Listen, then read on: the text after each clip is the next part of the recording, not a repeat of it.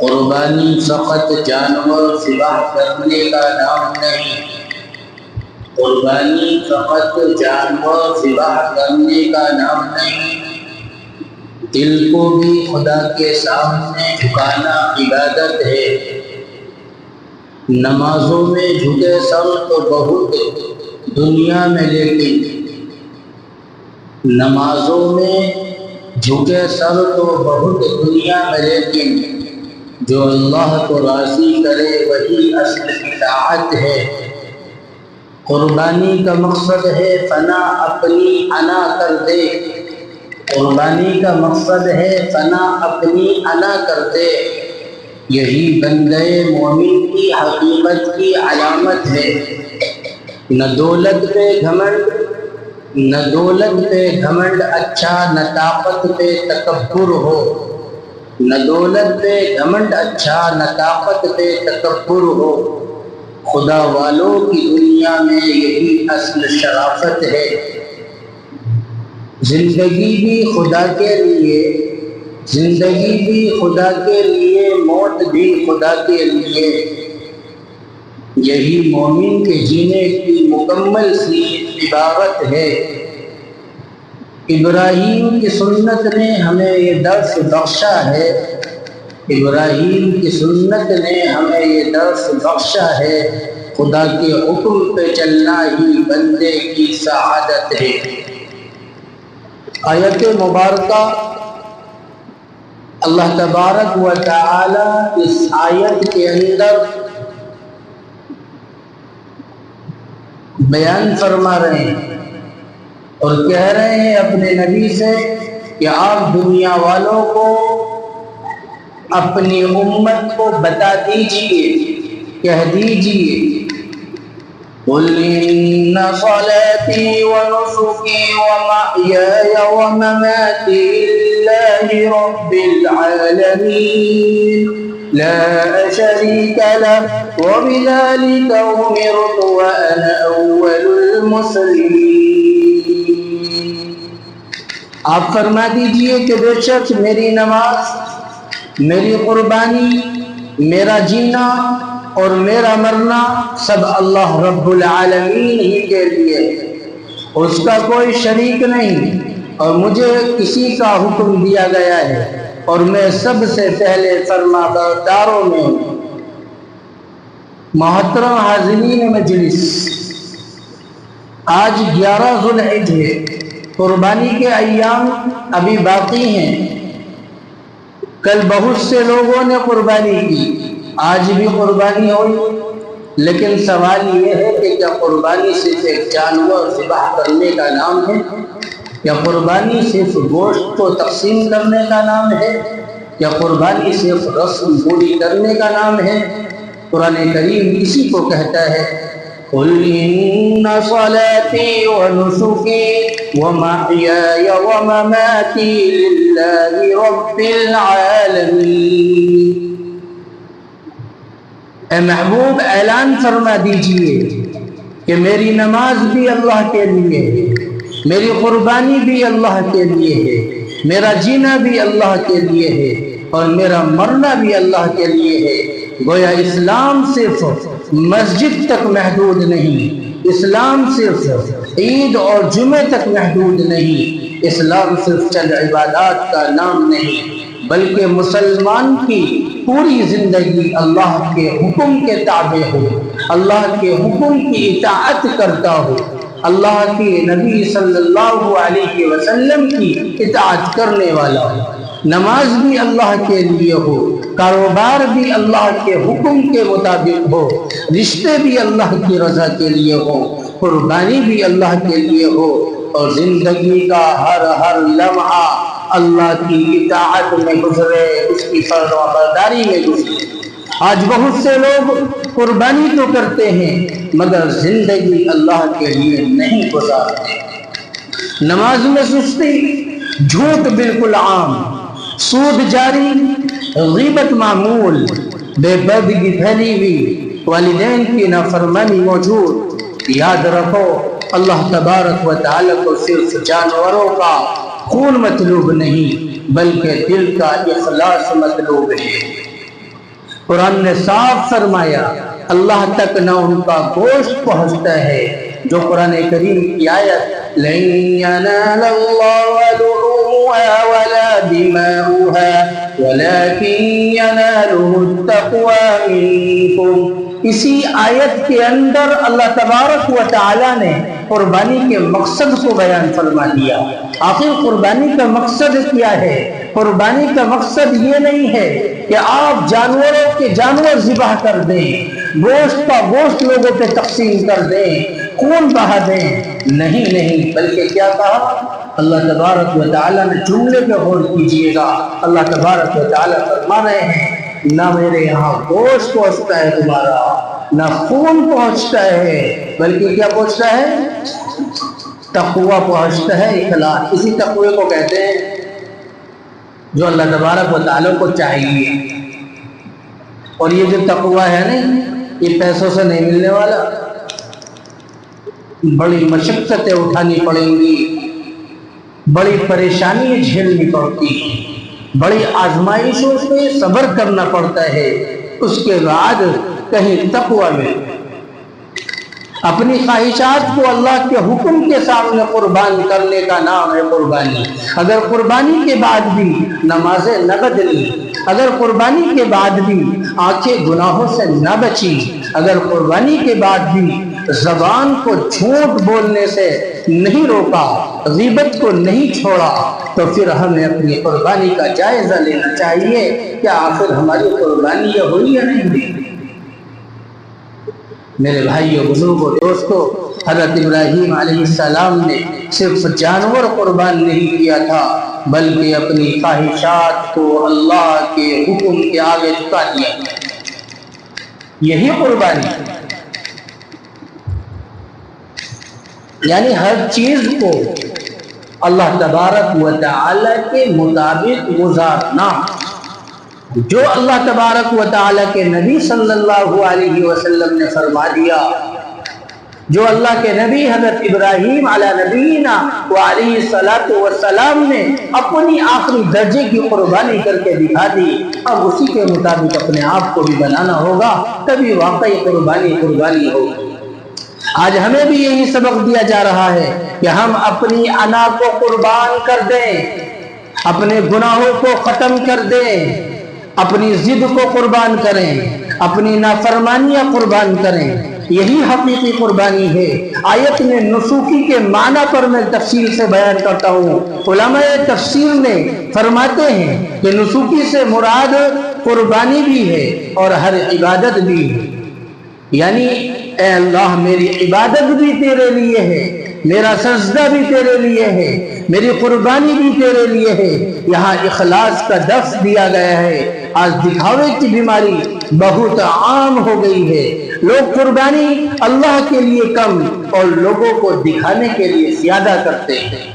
کوئی social media پر photo کھینچ کر، تصویریں بنا کر، ویڈیوز بنا کر سوشل میڈیا کے حوالے کرتا ہے. کوئی نمود اور نمائش کر رہا ہے، کوئی تکبر کر رہا ہے.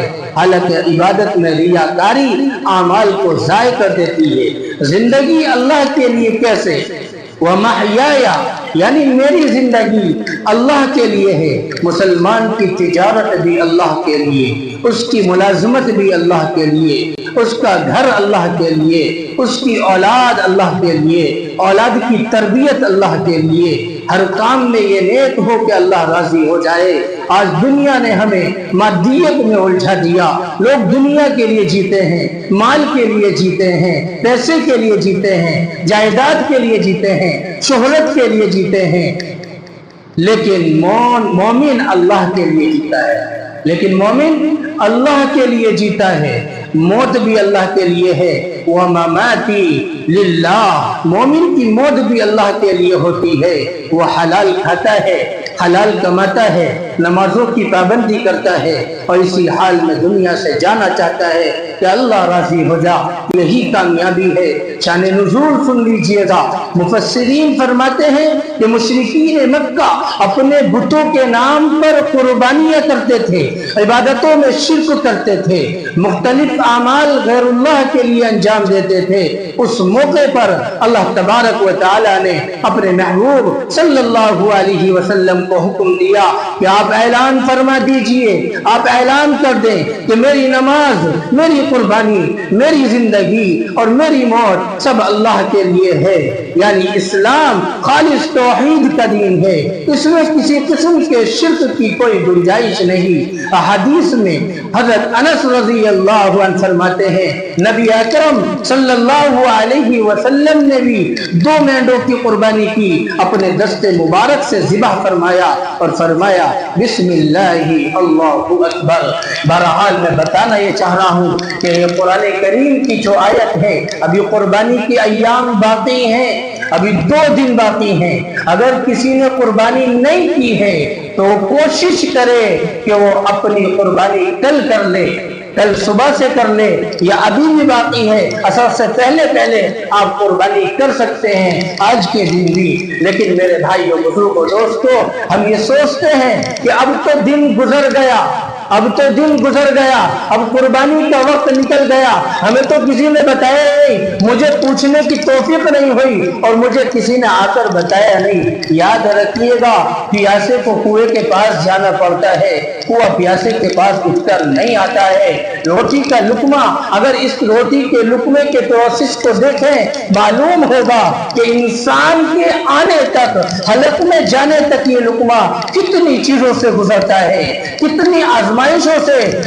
کسان اس کو لے کر آتا ہے، پھر یہ ایک روٹی کا لقمہ انسان کے حلق میں جاتا ہے، اور یہ بھی جمی جاتا ہے جب انسان اپنی کوشش کرتا ہے۔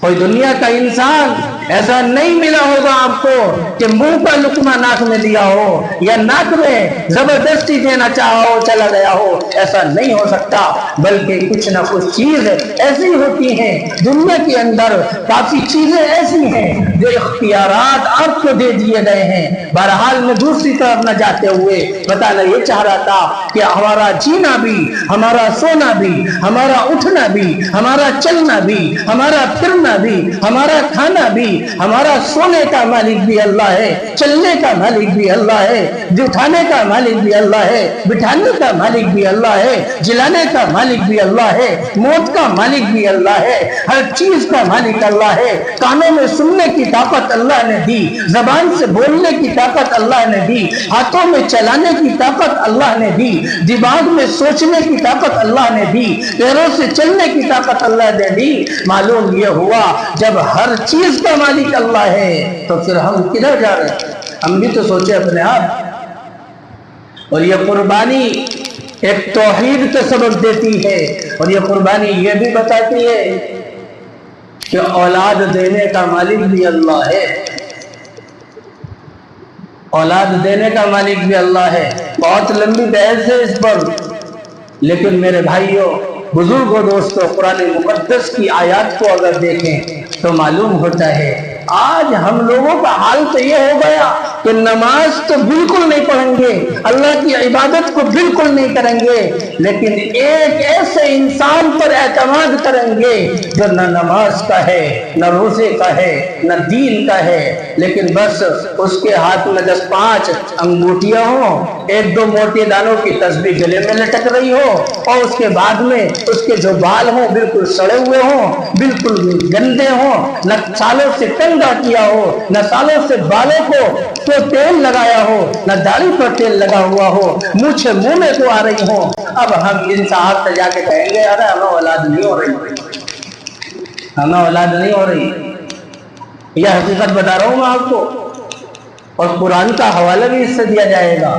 معلوم ہوگا کہ کیسے اللہ تبارک و تعالیٰ نے اس میں توحید کو پرویا ہے اور کہا ہے کہ مالک صرف میں ہوں، مالک میرے علاوہ کوئی نہیں ہے، موت کا مالک جب اللہ ہے، ہر چیز کا مالک جب اللہ ہے، تو آپ مجھے بتائیے کیا اولاد دینے کا مالک کوئی اور ہو سکتا ہے؟ کہ آپ اپنی حاجتوں کو، اپنی ضرورتوں کو ان مردوں سے پورا کروا سکتے ہیں جو مردہ نہ معلوم کس حالت میں پڑا ہوا ہے؟ نہیں ہو سکتا۔ اسی کا سبق اللہ تبارک و تعالیٰ کے نبی صلی اللہ علیہ وسلم نے احادیث میں بھی دیا، اور خود حضرت ابراہیم علی نبینا وعلیہ السلام نے اس بات کا سبق دے دیا کہ 87 سال کی عمر کے اندر اگر اللہ تبارک و تعالیٰ چاہتا ہے اولاد دینا تو اولاد ملے گی، اور اگر اللہ ہی نہیں چاہتا تو میرے بھائی اولاد نہیں ہوگی۔ یہ ماننا پڑے گا اور یہ یقین کرنا پڑے گا۔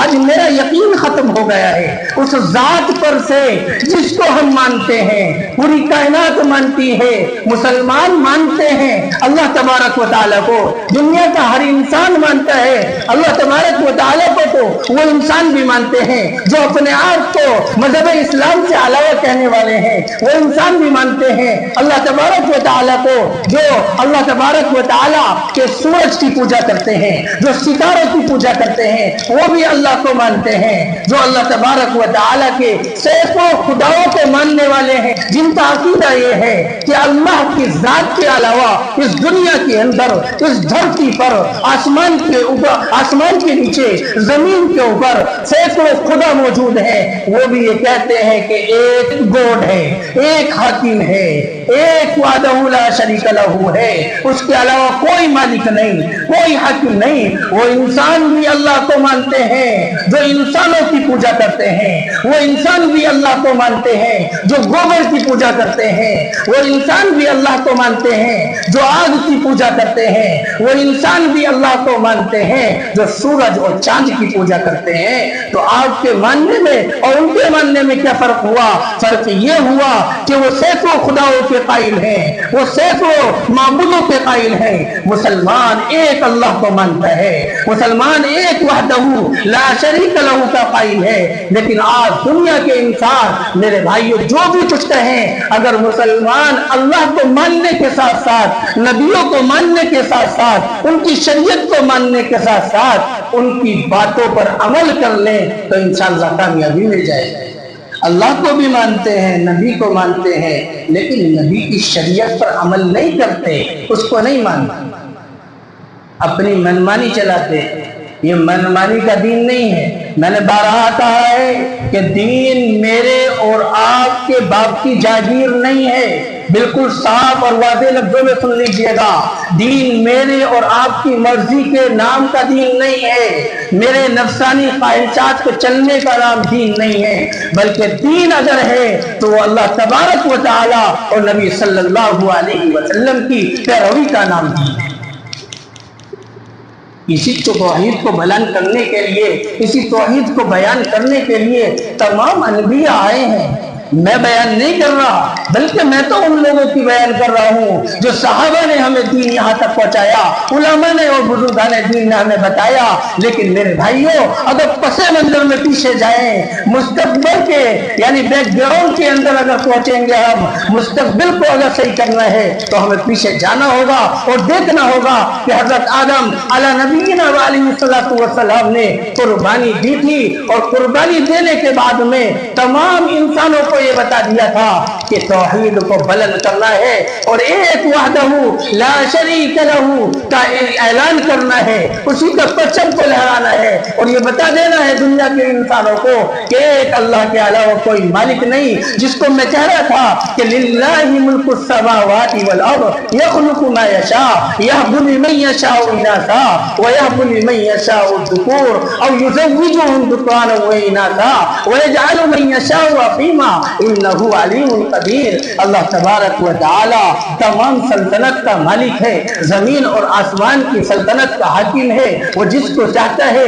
لڑکے دے دیتا ہے، جس کو چاہتا ہے لڑکیاں دے دیتا ہے، جس کو چاہتا ہے لڑکے اور لڑکیاں دونوں دے دیتا ہے، اور جس کو چاہتا ہے وَيَجْعَلُ مَن يَشَاءُ عَقِيمًا بانجھ کر دیتا ہے۔ 1000 ڈاکٹروں کو دکھائیے گا، علاج کروا لیجئے گا، 50 قبروں پہ جا کر آپ سجدہ کر لیجئے گا، قبروں پہ اپنے ماتھے کو پھوڑ لیجئے گا، باباؤں سے مانگ لیجئے گا، نہیں ملنے والا۔ یہ قرآن کریم کی آیت صاف اعلان کرتی ہے، صاف بتاتی ہے، اور نبی صلی اللہ علیہ وسلم سے اللہ تبارک و تعالیٰ نے اعلان کروا دیا۔ اس لیے ہمیں ضروری ہے کہ ہم اپنی جن لوگوں نے ابھی تک قربانی نہیں کی ان پر واجب قربانی ہے تو وہ اپنی قربانی کریں۔ اور میں نے آپ کو کل بتایا کہ میرے ذہن میں اور آپ کے ذہن میں جو آ رہا تھا سوال، وہ صحابہ کے ذہن میں آج سے 14.5 سال پہلے آ گیا۔ آپ اور میں بولتے ہیں صحابہ نے پوچھ لیا ہمیں کیا ملے گا اس خون پر بہانے پر، ہمیں یہ بتائیے گا، دنیا کے انسانوں کو بتائیے گا اور کہہ دیجئے گا جس کو اللہ نے پسند فرما لیا اس خون بہانے کو، اور یہ کہہ دیا کہ زمین پر خون کا ایک قطرہ گرنے سے پہلے اللہ تبارک و تعالیٰ مغفرت فرمائے، اور کیا چاہیے آپ؟ تو اس لیے جو باتیں کہی گئی ہیں دعا کریں کہ اللہ تبارک و تعالیٰ ان پر عمل کرنے کی توفیق عطا فرمائے، شریعت کے مطابق زندگی گزارنے والا بنائے۔ وآخر دعوانا ان الحمد للہ رب العالمین۔